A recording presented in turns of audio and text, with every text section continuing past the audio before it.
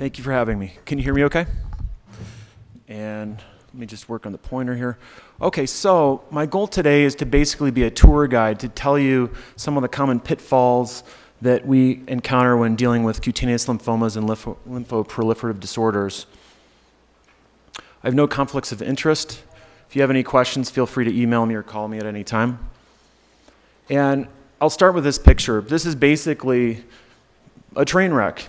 And a lot of times this is what can happen when people aren't properly managed with cutaneous lymphomas. It can be very challenging.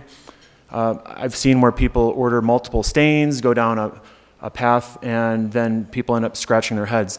This picture was actually taken down the valley over in Minturn. I don't know if any of you have been to Minturn, where the current turntable is, and this is basically where the engine went right through the building, and you can see that's a train wreck. So my goal is to keep everybody on course so you don't get derailed with cutaneous lymphomas. It can be very challenging because a lot of times benign proliferations can mimic lymphomas. Lymphomas sometimes take years and years before they rear their ugly heads. They're challenging. I personally feel this is a clinical pathologic diagnosis where the pathologist and the dermatologist have to be able to communicate with each other. Clinical information is very important here. And as you'll hear, there are always changes in the classification of systems. It's becoming more and more complicated with immunohistochemical stain patterns and what to do with that. So my goal here is to give you an overview as a tour guide of the clinical and pathologic patterns that I've encountered during my experience at Northwestern, at the lymphoma clinic, and also in Dallas. My wife, Heather, who's also a dermatologist, took over the lymphoma clinic. So I interact with my wife frequently, and we talk about patients and things that we can do to improve patient care. So my goal also is to facilitate diagnosis, avoid these pitfalls, provide a cost-effective approach, especially nowadays with decreased reimbursement, increased scrutiny over tests that we order from insurance companies. And the ultimate goal is to provide better patient care. So I'll also touch on updates of classification, just a brief overview, as well as current treatments that are out there. So technology, this can be a double-edged sword. Is it a tool or a crutch? I personally believe that technology can help us if it's used appropriately. If we're cost-effective and mindful of that, then we can make good decisions. If we just order tests because we don't know what we're doing, that can lead us down a path we don't want to go down. So here's the pattern approach. This is basically over in Leadville. I don't know if there are any mountain bikers out here, but this is the power line descent that they always talk about because there's a power line right above you. And the goal here is to make it down safely. And you can see there are ruts everywhere, and you don't want to get caught up in ruts. So we want everybody to make it down safely. The classification, basically the World Health Organization and the European Organization for Research and Treatment of Cancers had a joint consensus meeting where they basically went through and tried to categorize a lot of these, and some of these we still can't categorize very well. I'm going to focus mainly on mycosis fungoides, but we will touch on the other ones as well. And as you can see here, I put in green arrows there, NR is bad. Essentially, there are a couple lymphomas that we have to look for where the 5-year survival is pretty much 0. But for the most part, you can see where the mycosis fungoides, a lot of these disorders are low-grade lymphomas. A lot of the B-cell lymphomas as well, for the most part, are low-grade processes that we sometimes just watch and wait. So clinical location is key.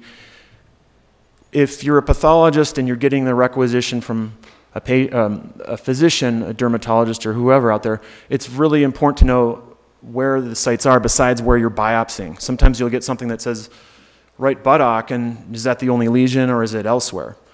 But I will point out throughout the lecture there's certain areas like with mycosis fungoides on the buttocks area, the lower trunk where we commonly see this.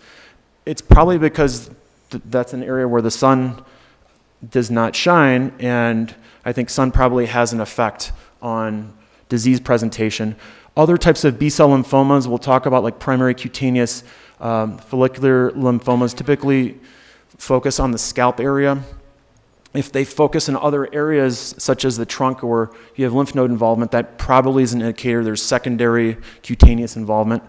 Marginal zone lymphoma, interestingly, the European variant with Borrelia burgdorferi typically occurs on the lower trunk, or the lower extremities, whereas in America, we commonly see it more on the trunk and upper extremity. So those are little nuances we'll talk about. Okay, pathologic patterns, and this is, there's a lot of overlap, but I'll basically touch on the main ones we've come up with. There's a superficial pattern that we commonly see, perivascular or vascular, intravascular, paniculitis, nodular, diffuse, periadnexal, vertical, and then a germinal center pattern.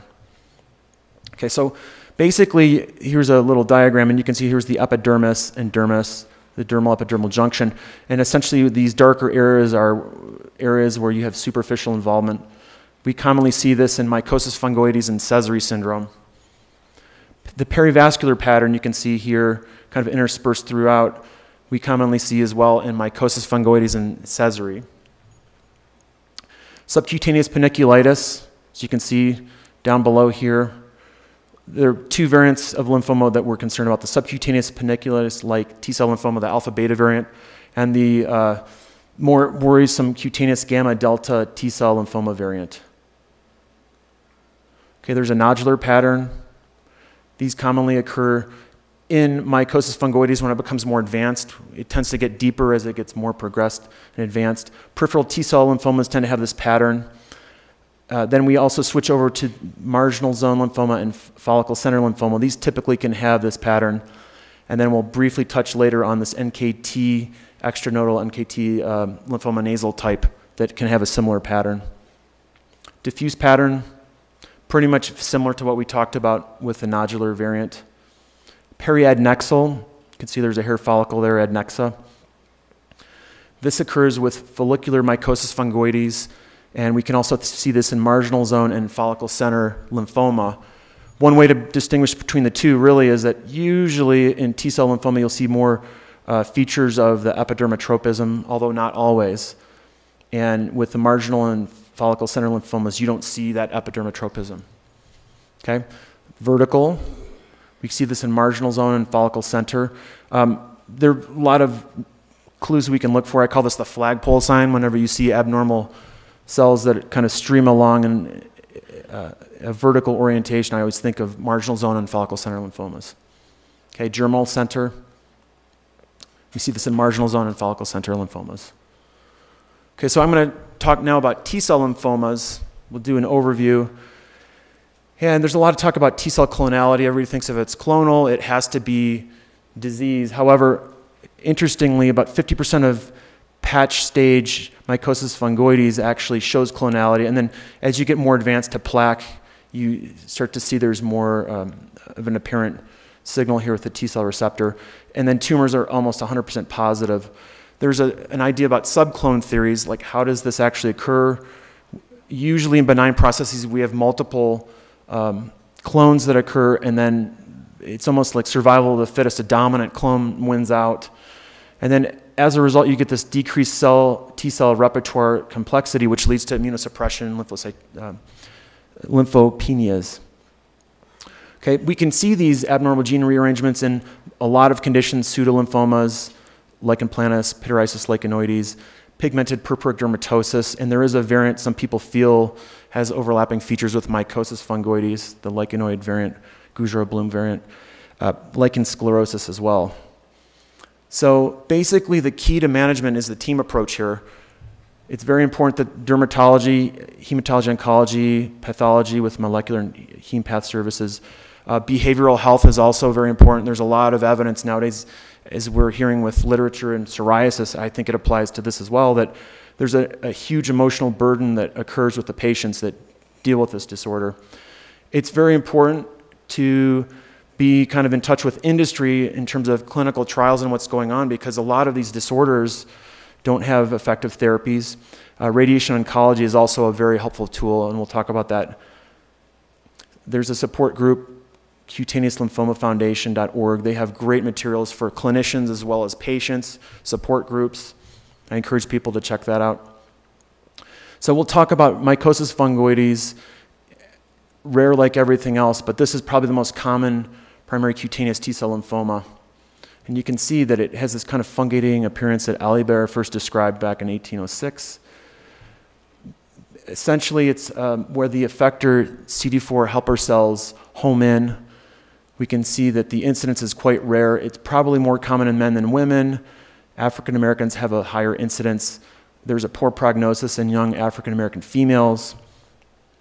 And then it's usually occurring in older patients, although we can't see it in younger patients. Sézary syndrome is a type of CTCL, not mycosis fungoides, and we'll talk about the distinction in a second.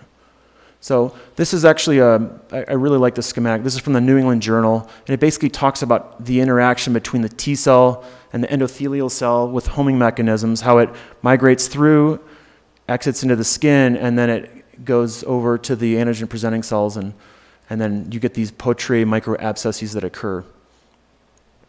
So we talk about this as being a signaling issue. I don't know if you remember back to the Th1 versus Th2, but basically we have this immune dysregulation that occurs, and as the disease progresses, especially in advanced mycosis fungoides, you see this Th2 shift. A lot of these patients have peripheral eosinophilia. You'll see eosinophils in their biopsies as well. So chronic antigen stimulation may play a role. Staph aureus colonization.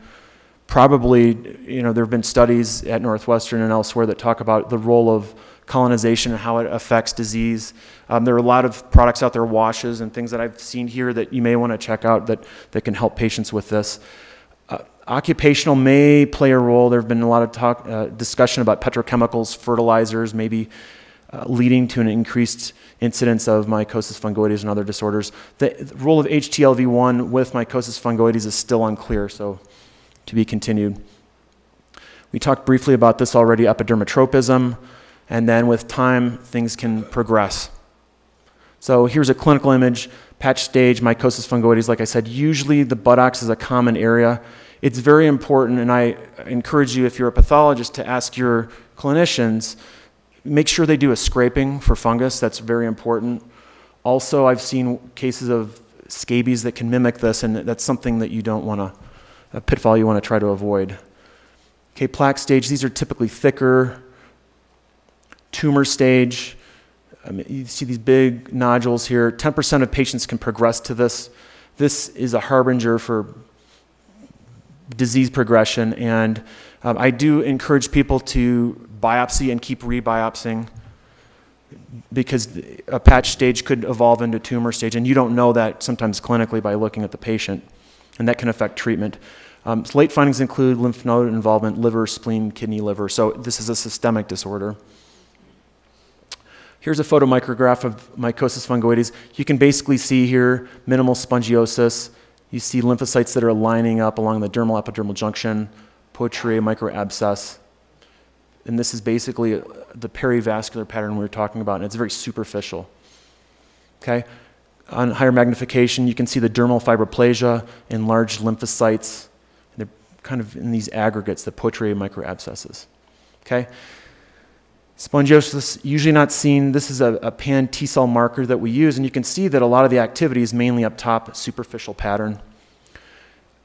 Interestingly, with tumor progression, you can see there's not much involvement superficially, and as we go down deeper, this is more of a nodular pattern. So this is a bad sign of tumor progression. Okay, so poor prognosis with advanced CTCL. Sézary syndrome, many of you have heard of it. There's this triad of the circulating clonal T lymphocytes with the cerebriform nuclei, generalized erythroderma, so think of that differential, psoriasis, PRP, mycosis fungoides, Sézary syndrome, and they have this disabling pruritus that is maddening. Patients I've had literally become suicidal, that it's just so uncomfortable, so that's where behavioral health can come in handy. There is a distinction some people make between Sézary syndrome and erythrodermic MF. With Sézary syndrome, you basically have this immune dysregulation, rarely pre-existing MF, but you have the signs in the blood of these Sézary cells circulating around. We'll talk more about this high programmed cell death 1 or PD1 expression. In terms of targeted therapies, there's a lot of talk now about melanoma expressing PD1, and there may be a way to boost the immune system and improve treatment by targeting disorders that have this high PD-1 expression. This also is in HIV. There's a lot of talk about HIV now in PD-1. Erythrodermic MF has no blood findings, but you have the redness all over the body. And then there's this not otherwise specified variant. As your tour guide, I'm giving you some more pictures here. This is actually Leadville, right up the road. I don't know if any of you have been there.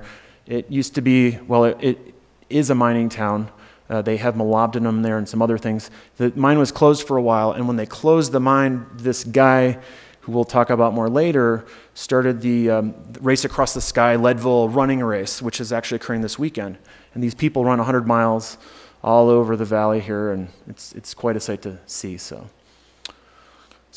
we're going to just briefly go over the subtypes of MF. We already talked about the patch plaque stage, pagetoid reticulosis, we'll get to Dermatopathologic MF, follicular MF. Dr. Sangueza mentioned hypopigmented MF. I've actually seen a lot of this. I also am a clinician at the VA, and we have an African-American population that I would say has a disproportionate amount of hypopigmented mycosis fungoides, so I'll have to investigate that. And then we talked about erythroderma, Sézary syndrome, and then tumor stage.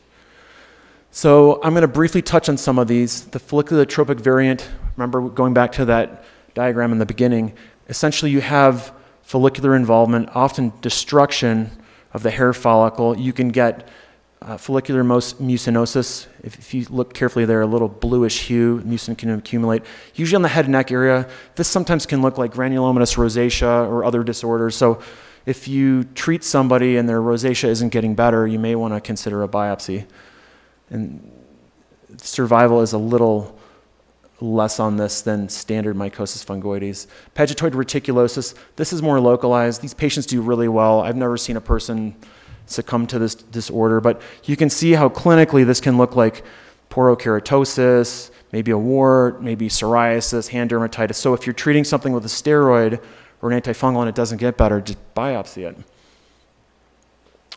Granulomatous slack skin, you can see here these kind of pendulous hanging areas, and this is basically where the elastic fibers get engulfed by the macrophages, and then you get the droopiness that occurs. The important take-home point here is that this can be associated with Hodgkin lymphomas more commonly than other types of mycosis fungoides. Sézary syndrome, we talked about that. We're going to talk a little bit about these primary cutaneous CD30 positive lymphoproliferative disorders, the difference between lymphomatoid papulosis and anaplastic large cell lymphomas. A lot of this is clinical, in my opinion, but basically these patients get these kind of erythematous papulonecrotic nodules all over the body occasionally. You'll read in the literature, there's so many subtypes now. I think they're at E, pretty soon they'll be at Z. But there's the wedge-shaped variant, the MF variant, no wedge, no angiodestruction. So basically, with these, patients do very well, but 10% of these can transform into mycosis fungoides, so it's always good to sometimes keep biopsying down the road if they don't get better. Anaplastic large cell lymphomas, patients typically do well with this as well, but you can see they're very erythematous. They typically don't come and go in my experience compared to lymphomatoid papulosis, so it's more of a clinical diagnosis. Also, you can see here this is kind of getting back to that model of this nodular pattern that we can see. These are quite deep, and I always make sure ALK1 is negative, ALK1 is positive. That can mean this could be a systemic anaplastic large cell lymphoma, so you don't want to miss that. Okay, Dr. Cockrell yesterday talked a little bit about paniculitides, and the key here is with the alpha-beta variant, these patients do better. In the literature, I think basically there were some issues with classification, so patients, they said 80% 5-year survival, but I think it's probably higher than that. They had some gamma deltas in there that affected that, but you can see this rimming around the adipocytes, and you can see, we'll get to the beanbag cells in a second. Extranodal NK T-cell lymphomas, these are quite rare. I've seen a couple cases when I was in Chicago, very aggressive. These are EBV related. They typically occur in the nasal pharynx area, but you can also see secondary sites like the skin. These patients do very poorly. So it's important to look for this if you see something that doesn't make sense in this area from a biopsy. And T-cell receptor gene rearrangement studies are usually not present. There's no positivity there, so that's important to keep in mind. Adult T-cell leukemias and lymphomas, these are rare. Typically, these occur in areas of Japan, the Caribbean. I've seen a couple cases, but it looks like mycosis fungoides, but you'll see these areas where, typically in mycosis fungoides, you wouldn't see things like this on the face. And then we'll talk briefly about peripheral T-cell lymphomas. These can be localized eruptive papules. They can disseminate. And one of the take-home points here is, for the clinicians, a lot of times you won't feel lymphadenopathy on these patients, and it's almost like the biopsy doesn't correspond to lymph node involvement, and these can actually metastasize to visceral sites as well. So this is very rare, but if you do see an unusual pattern like this, it's typically in the epidermis, but you can get a diffuse pattern as well. Be aware of this. The gamma delta variant, we talked about this. These are very aggressive. You can see the beanbag cells that Dr. Cockrell was talking about yesterday. A couple other things. Primary cutaneous CD4, small, medium-sized pleomorphic T-cell lymphomas. These typically appear as solitary lesions without the history of classic MF. Clinically, if you saw this, you would think of things like maybe Jesner's lymphocytic infiltrate, other disorders on the face here, granuloma fissuratum, that kind of thing. But when you biopsy these, you see larger cells than you would normally see in a pseudolymphoma. So it's very important to, if you start seeing larger cells here, start asking questions. Okay, precursor hematologic neoplasms. These are these poorly differentiated precursor neoplasms. I've seen a couple of cases of these as well. These patients do very poorly. You can see these large non-cleaved cells here, very big. And they typically have these hemorrhagic nodules, almost ecchymotic in appearance. So pitfalls, in terms of mycosis fungoides, usually 6 to 8 years to make the diagnosis. And this is what the patient's seeing a dermatologist. So basically, with the advent of these new biologic therapies, it's very important to have a good rapport between the clinician and the dermatopathologist.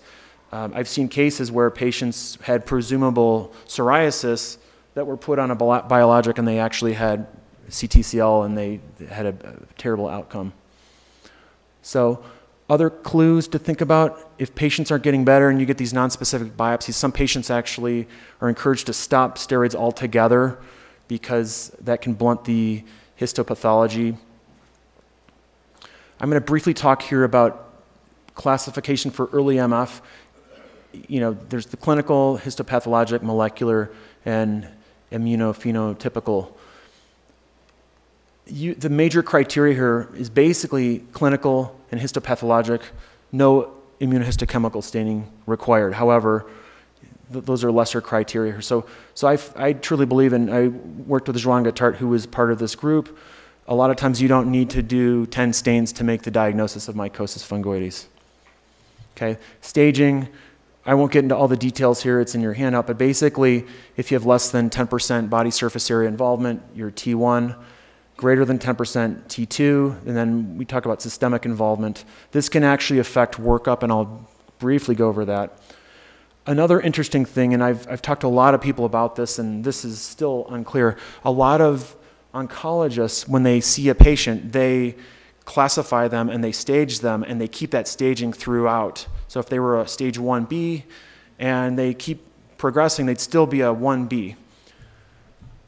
Out of all the CTCL clinics that I've interacted with, basically a lot of them will say originally 1B, progress to 4A or something like that, because it's clinically more accurate and a little less cumbersome in terms of communication. But this is something to be aware of. If you see this on a report, then ask yourself, is it their initial staging, or is this kind of like their actual day of snapshot staging? Okay, so basically with staging, you plug in if you have, percentage body surface area involvement, and then lymph node involvement, viscera, and blood, and then you get to your staging, and that really determines how you get treated with this disorder. Body surface area typically is the patient's, not yours, but the patient's palm and fingers equals 1%. And they came up with these coefficients where you basically, if they have patch involvement, you take the body surface area and multiply by 1. If they're more advanced, this should be tumor, you multiply by 4. So in terms of workup, if they're a 1A, which is less than 10%, and no lymphadenopathy or anything else, typically we just do blood work, LDH, and depending on the center, maybe a chest x-ray. If it's more than 1A, then that's where people start doing other things, flow cytometry. You can actually get an accurate Sézary cell count this way. There was a big problem in the past where people would do Sézary counts, and different pathologists, and it's very subjective, would come up with different numbers just depending on where you sent your blood. So I think flow is a great way of catching this. There was a study with Duvik and colleagues in about 10 years ago, or maybe more than that now, where they found a correlation between CD26 negativity and flow can correlate with disease progression and mycosis fungoides, so something to be aware of. And as you can see here, the survival curves, basically 1A does pretty well. Most of these patients are diagnosed at a later stage in life anyways, so a lot of these people die from natural causes and not the disease, but as you can see with the 4s here, they really don't do very well. Okay, so differentials, atopic dermatitis, contact allergic, these are mimickers, psoriasis, tinea corporis, parapsoriasis. Some people, and I won't get into that, you know, is it MF or not, but basically these are things that clinically we have to look out for. Medications can be a cause of pseudolymphomas. I've seen it from antihistamines and other things that are even over the counter. So anticonvulsants are common, cardiac drugs.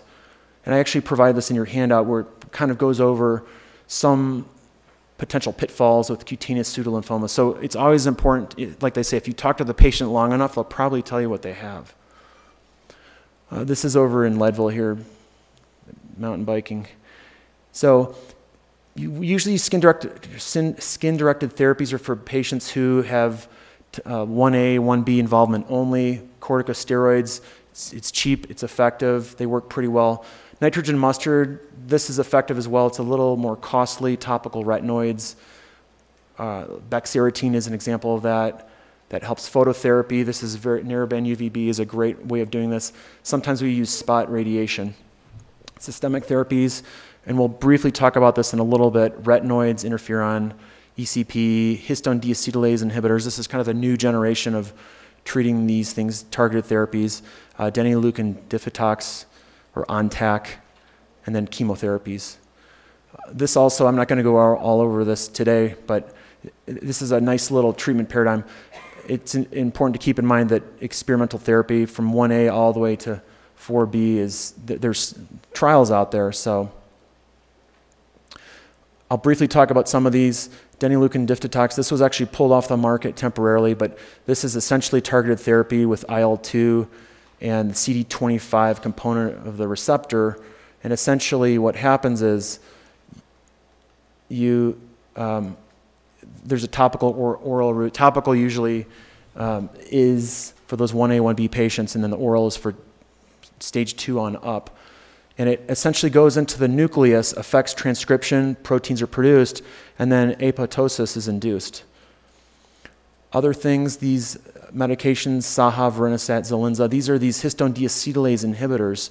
There's an oral variant which doesn't work as well, and there's an IV variant. And this basically affects gene transcription.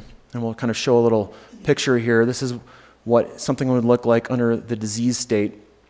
And what this medication essentially does is it goes in, it affects the configuration so that transcription is altered. It's kind of analogous to if you had a garden hose and then it got all kinked up and then it wouldn't work properly. So this is what this medication does. And there's this IV version. They use this more right now at UT Southwestern for patients than the oral variant. Okay, and I provided a little summary of some of these medications here with targeted therapies. So anti-PD-1, we talked about that earlier. This, a lot of this is in development right now. There have been reports of toll-like receptor 9 intratumoral injection where you basically inject it in, it stimulates interferon, kind of similar to imiquimod, and that helps.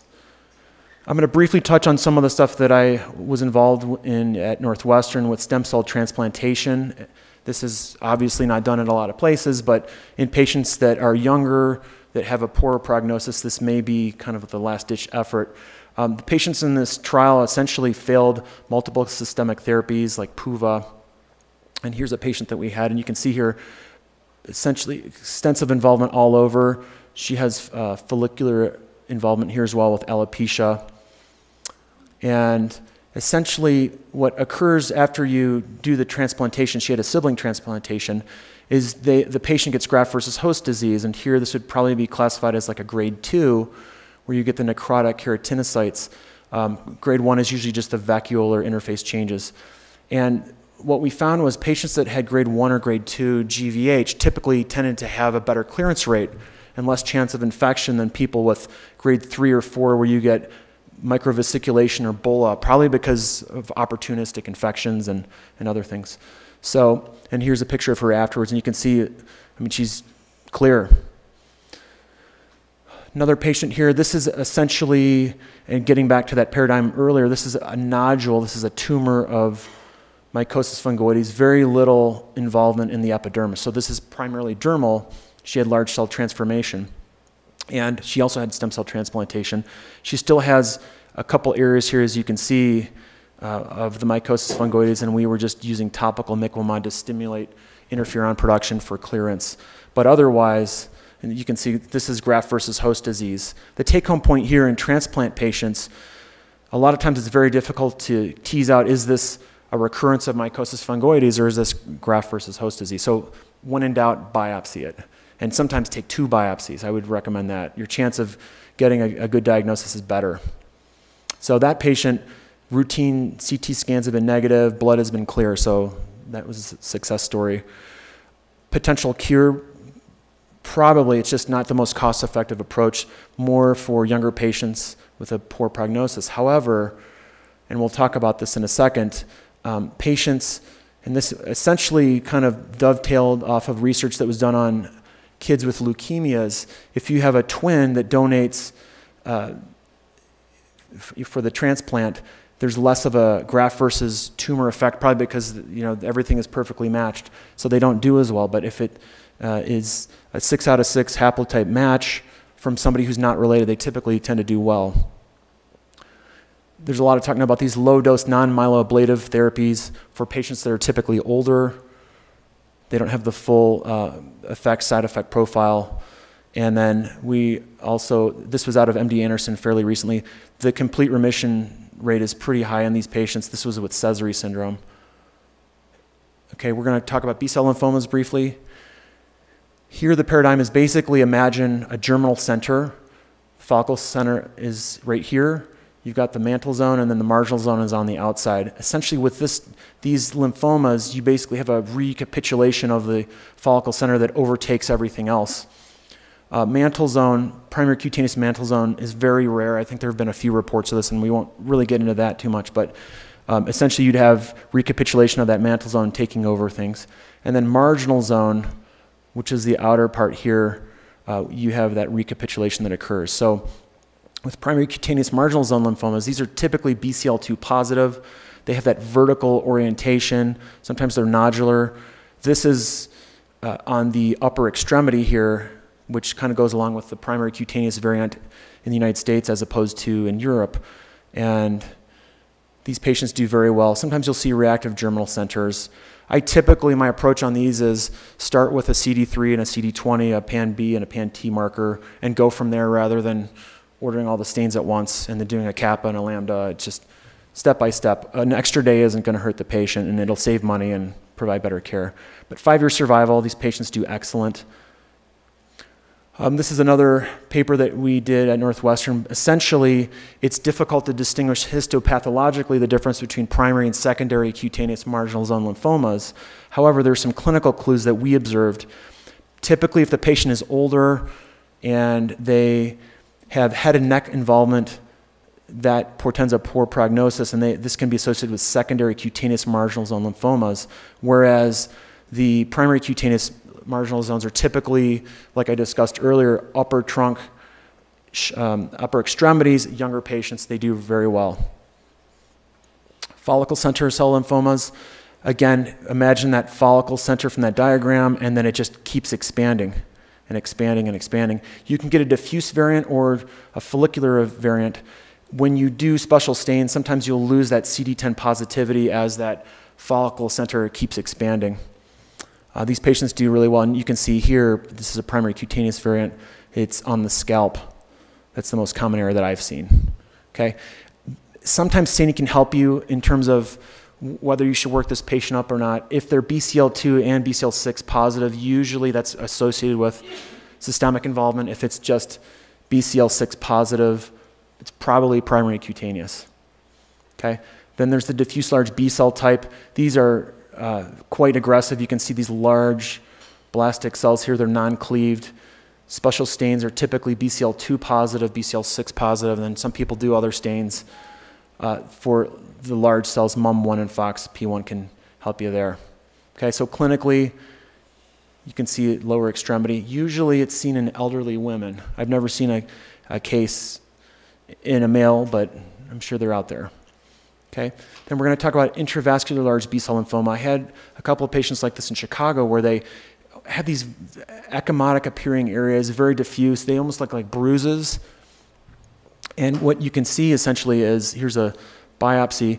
You can see these lymphocytes that are trapped within vessels. So this would be considered that vascular or intravascular pattern that I mentioned previously. And these cells are clearly large and atypical in appearance. Again, it's probably a signaling issue. That diagram I showed you from the New England Journal shows how the T cells are able to migrate. Here, there's probably a lack of the CD29 and CD54, and the cells are essentially trapped in the vessels. So this is a picture of our patient that we had, and you can see she was about 80 years old from Sicily. These ecchymotic areas all over, and then she had an angioma here. We actually biopsied one of these areas as well as the angioma, and this is the angioma. You can see that it's just stuffed with these atypical B cells. MUM1 that stains the large cells, that's from this area here. So that was just very interesting. These patients typically do poor.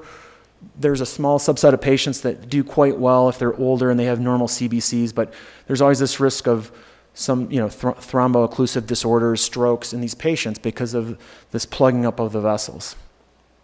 Treatment for B-cell lymphomas. Typically, we usually observe them if it's the low-grade variant. Occasionally, like Dr. Cockrell mentioned, radiation can help, surgery sometimes, steroids, interferon. I mean, there are a lot of things we can do. And one of the hematologist oncologists that I worked with at Northwestern was involved in actually developing Rituxan, Steve Rosen, who's at City of Hope now. And basically, we had a lot of patients, if they progressed, we would just give them 6 cycles of Rituxan, and they did very well. But you can use this in combination. Okay, so we talked about single tumors. Just depending on the biopsies and the clinical presentation, that really determines how you treat these patients. A lot of clinical trials out there. Combination therapy with Rituxan also works. This is a diagram of Rituxan. Essentially, it targets, it's anti-CD20, targets the B cell, and this leads to apoptosis, and then you have clearance. So we've covered a lot today. Me as your tour guide, hopefully I didn't confuse you too much. This is a picture of Ken Klober, who is actually the guy who started the Leadville 100. So if any of you are still in town this weekend, Sunday, the runners are still going to be out there on the course. I had the opportunity of doing when I lived here in Colorado, doing the mountain biking race, which was one of my bucket list things. And the goal here is to get the buckle. If you get under 9 hours, you get a big buckle. If you get under 12 hours, you get the small buckle. And if you're over 12 hours, you don't get anything. So I got the small buckle, but and I really like this here. Pain is weakness leaving the body. So hopefully I gave you a good overview on presentation, cost-effective approaches, diagnosis, treatment, pitfalls.